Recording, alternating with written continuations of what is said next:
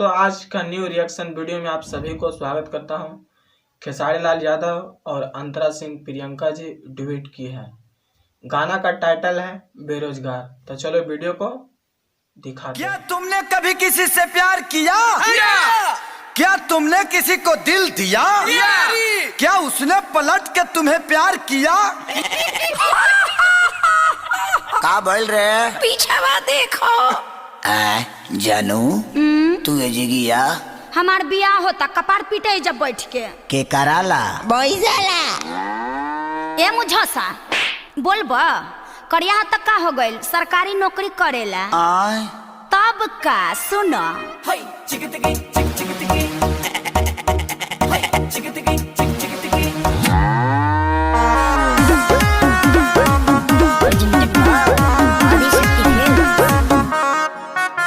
दरोगा तोहर बाबू तू रह गइल बेकार रे। हारे हारे हारे हम सनम तुमसे हारे। कोई हाली कहे कि सरकारी नौकरी ले लो ले लो।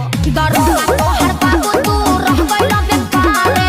हारे हारे हारे हम सनम तुमसे हारे।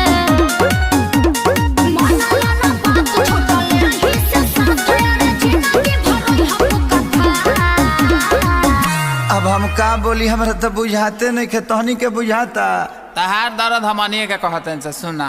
अरे नौकरी के भराती निकालिए मोदी चाचा, ढेरे लइका बारे बेरोजगार। तहनी से कम दर्द हमरो नहीं खे बाबू, सुना सही रे।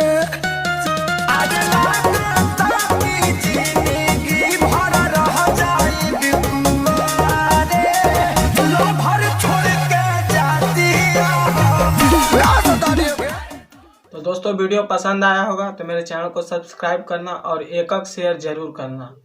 भर्ती निकालिए मोदी चाचा, सभे लइका बाड़े बेरोजगार। सुनला है नीतीश चाचा, भर्ती जल्दी निकाला ना तो तोहर सीना नाप दे। हम बेरोजगार बानी।